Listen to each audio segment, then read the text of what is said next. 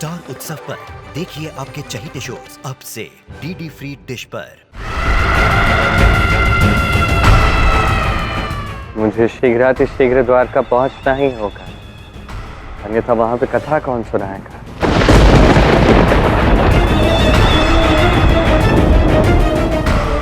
आ गई द्वारका।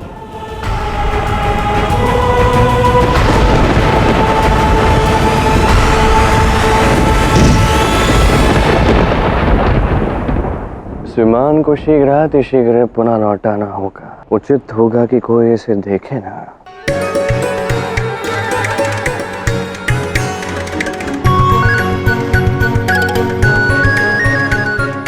तो विमान यहाँ पधार चुका है, तो मैं अकेला क्यों देखूं? सभी द्वारकावासियों को देखना चाहिए क्यों? ये मैंने क्या देख लिया? भाई अद्भुत, क्या बात है। श्री कृष्ण विमान लाए हैं। ओ भाई आओ, ओ भाई आप भी आओ। इसकी क्या आवश्यकता है? शांत हो शांत। ये देखो श्री कृष्ण विमान। ओ अद्भुत है। मेरी बात समझो। दाऊ श्री कृष्ण विमान लेकर पधारे हैं।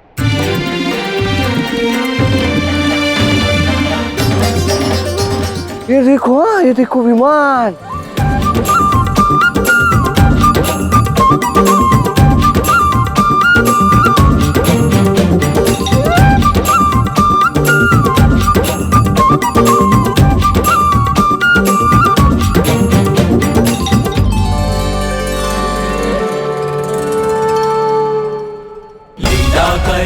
जिस कार्य के लिए मैं यहाँ आया था वो कार्य तो हो गया, अब मैं चला। कष्ट हरेंगे आए स्वयं अब श्री। कृष्ण, तुम ये विमान कहाँ से ले आए?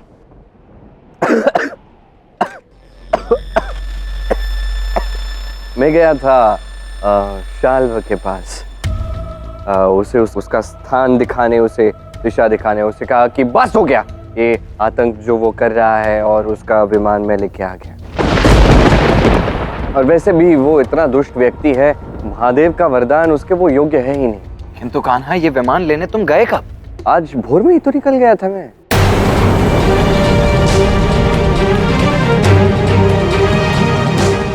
देखो दाऊ, कृष्ण पुनः सत्य बोल रहा है।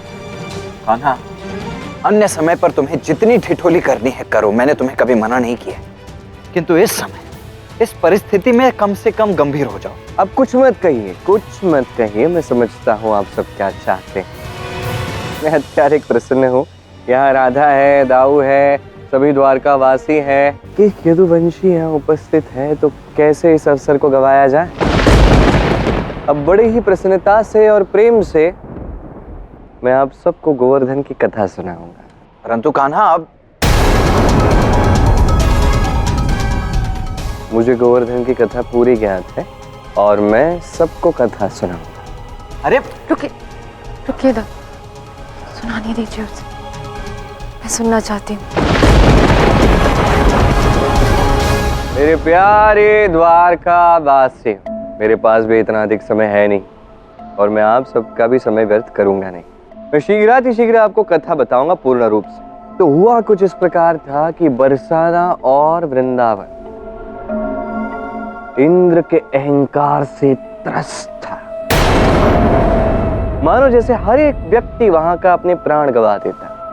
तब मैं आया और मैंने सबकी रक्षा की। अधिक कुछ नहीं, बस अपने कनिष्ठ उंगली से मैंने गोवर्धन पर्वत उठाया, इंद्र के अहंकार को भी तोड़ा, हर एक वृंदावन और बरसाना वासी की रक्षा भी की। अब जैसे वो मेरी विजय थी, आज भी मेरी विजय होगी। आज ये शाल्व हमारे समक्ष खड़ा है, हमसे युद्ध करना चाहता है। आज भी मैं उसी समय की भांति हर एक द्वारकावासी, हर एक यदुवंशी की रक्षा करूंगा। ये मेरा वचन है। अब मैं द्वारका और राधा की रक्षा करूं।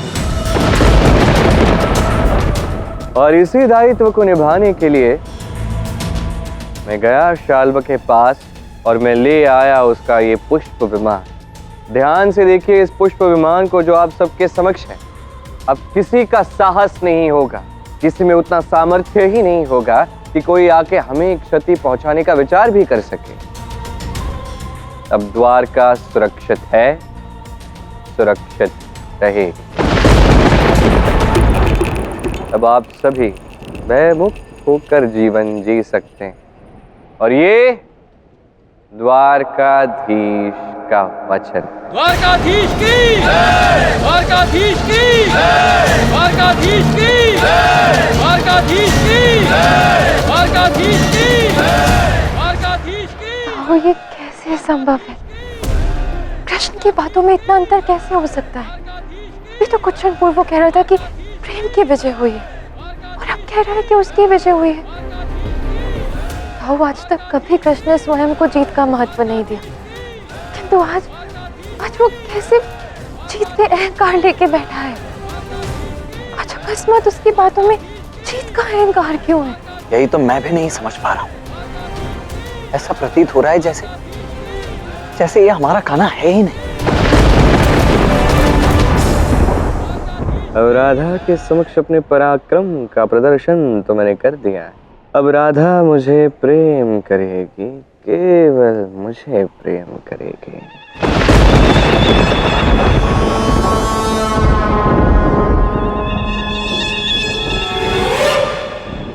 मैंने कहा था ना कि कपटासुर पर विश्वास मत करो, पर तुमने सुना नहीं। ले गया ना वो तुम्हारा विमान द्वारिका, तुम्हारे शत्रु के समक्ष।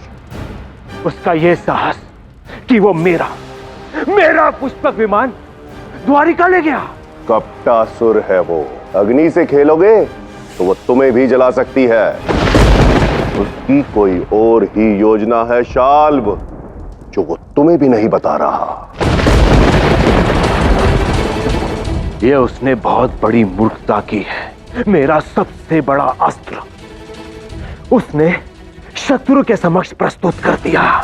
अब वो इसके विषय में बहुत कुछ ज्ञात कर सकते हैं। अगर कपटासुर मेरे साथ छल करने का प्रयास कर रहा है और अगर मेरी लगाई अग्नि मुझे ही जला रही है, तो मैं इस अग्नि को ही बुझा दूंगा। कपटासुर!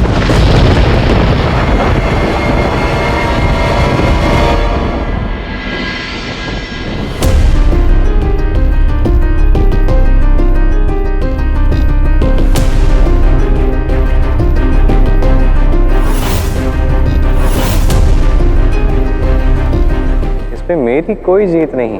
यदि किसी की जीत है तो ये जीत है राधा कृष्ण के प्रेम की। बस अपने कनिष्ठ उंगली से मैंने गोवर्धन पर्वत उठाया। अब जैसे वो मेरी विजय थी, आज भी मेरी ही विजय होगी। ऐसा कैसे हो सकता है कि कृष्ण अपने ही वचनों से परिवर्तित हो? कृष्ण तो एक ही है ना, वो एक साथ दो स्थानों पर कैसे हो सकता है? राधा रानी, खीर गिरधारी ने आपके लिए खीर भेजा है। अच्छा, और क्या कहा गिरधारी ने? वो कह रहे थे कि उन्होंने स्वयं आपके लिए खीर बनाई है, क्योंकि पहले वाली खीर तो स्वयं श्री कृष्ण खा गए थे। किंतु वो स्वयं क्यों नहीं आया? कहाँ है वो? राधा रानी, वो तो वृंदावन लौट रहे हैं। क्या?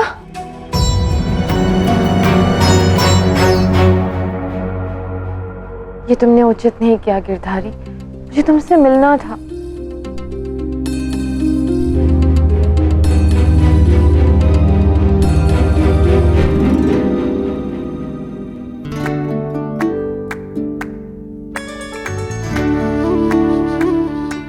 ये कैसे संभव है?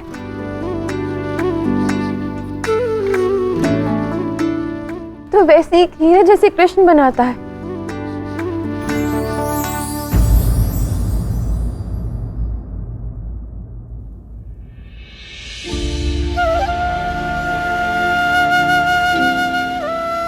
राधा रानी को मेरा प्रणाम।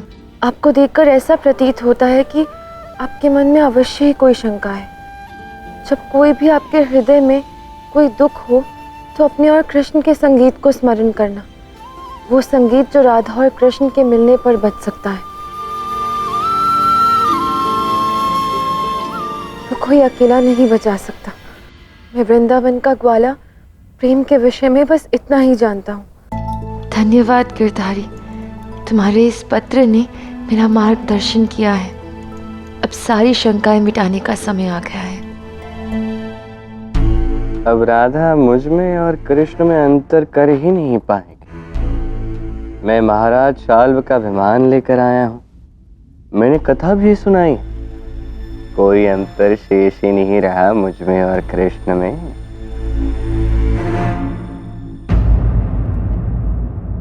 कृष्ण, अरे राधा, तुम? क्या बात है राधा, मैं तुम्हारी ही प्रतीक्षा कर रहा था। बताओ कैसी लगी कथा? कथा तो बहुत अच्छी थी, किंतु तुम्हें मेरे लिए एक कार्य करना पड़ेगा शीघ्र ही। तुम बस आदेश दो, जहां जाना है वहां जाएंगे। और अब तो शाल्व का विमान भी है हमारे पास, जहां जाना है वहां जा सकते हैं। नहीं नहीं, कहीं जाना नहीं है। तुम्हें मात्र मेरे लिए एक धुन बजानी है जो तुम्हारे और मेरे मन में हो। मैं शुक्राचार्य की कृपा से किसी भी प्रकार की माया कर सकता हूँ, तो फिर ये बांसुरी क्या है राधा? बस इतनी सी बात। देखना, मैं आज ऐसी धुन बजाऊंगा कि तुम मंत्रमुग्ध हो जाओगे।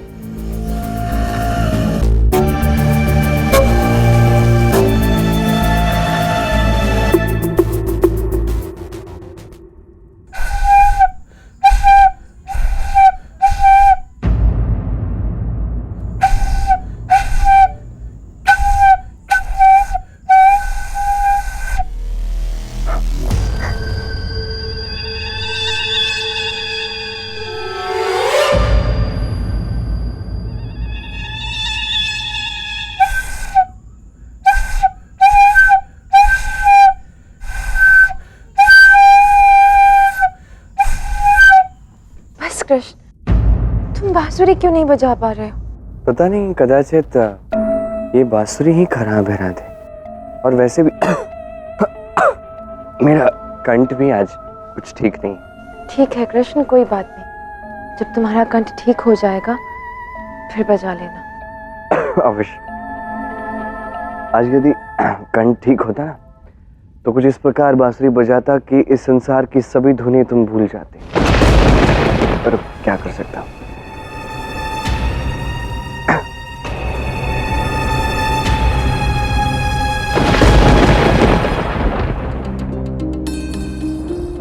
कृष्ण की सांसें भी यदि बांसुरी में जाए तो उससे धुन निकलती है। फिर आज वो बांसुरी क्यों नहीं बजा पाया?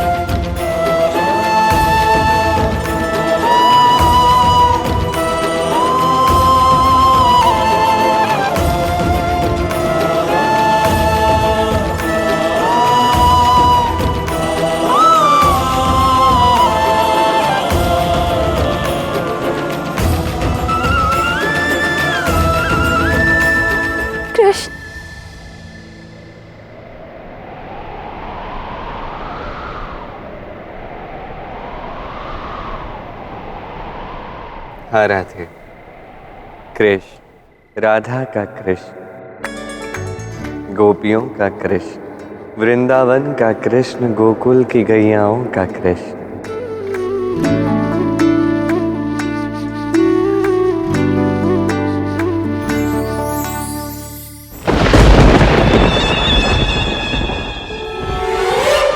प्रद्युम्न,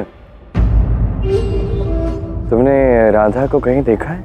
नहीं पिताश्री, मुझे लगता है कि देवी राधा महल में ही नहीं है। सुरक्षा व्यवस्था में स्वयं देख रहा हूं। जाओ। अब ये किस प्रकार का संकट है?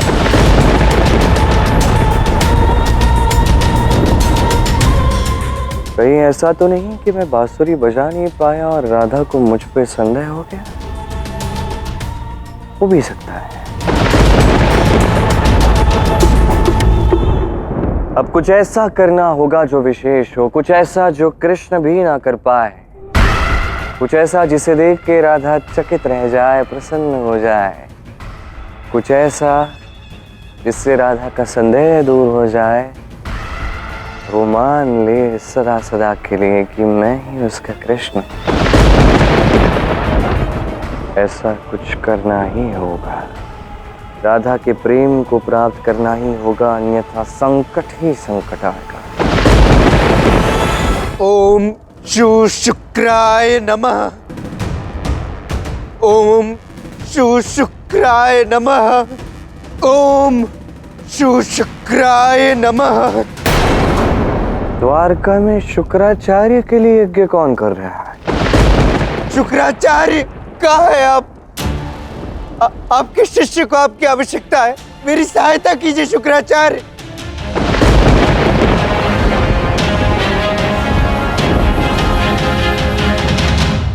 कि क्या क्या देखना पड़ता है इस संसार में। शुक्राचार्य ने इस मूर्ख की ऐसी दशा की, इस प्रकार इसको छला, और ये उसी का यज्ञ करके, उसी की पूजा करके उसी की शक्ति बढ़ा रहा है। क्या होगा इस मूर्ख का?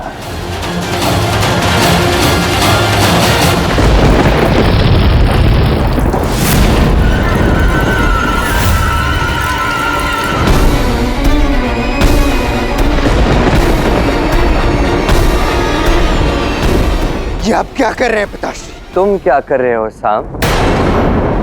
द्वारका के होकर शुक्राचार्य का यज्ञ कर रहे हो तुम? आप ये प्रश्न मुझसे ना पूछे तो ही उचित रहेगा। आपने किया ही क्या है मेरे लिए? मात्र सोने से मेरी समस्या का समाधान नहीं होगा पिताश्री। अब और मैं इस प्रकार स्त्री के रूप में नहीं रह सकता हूँ।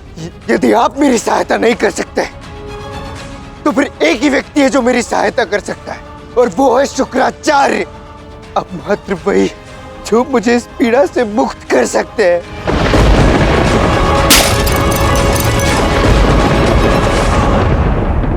यदि उन्हें तुम्हारी सहायता करनी होती, रक्षा करनी होती, तो वही करते। तुम्हें इस प्रकार छोड़कर तो नहीं जाते ना साहब? तो पिताश्री, क्या आप मेरी सहायता करना चाहते हैं? यदि हाँ, तो फिर मैं आपसे अपनी सभी त्रुटियों के लिए आपसे क्षमा मांगता हूँ। मैं आपकी शरण में आना चाहता हूँ। कृपा कर मेरी समस्या का समाधान करें पिताश्री। तुम मेरे शरण में आना चाहते हो? आओ।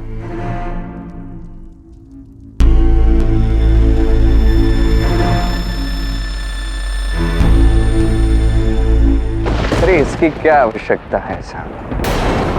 चलो मेरे शरण में आ चुके हो तो तुम्हें आश्वासित करता, अब मेरी छत्र छाया में तुम सदैव सुरक्षित रहोगे। अब निश्चिंत हो जाओ साहब। बस अभी मुझे राधा को ढूंढना होगा। मैं पहले राधा को ढूंढता हूँ, तत्पश्चात तुम्हारी इस समस्या का समाधान अवश्य करूंगा।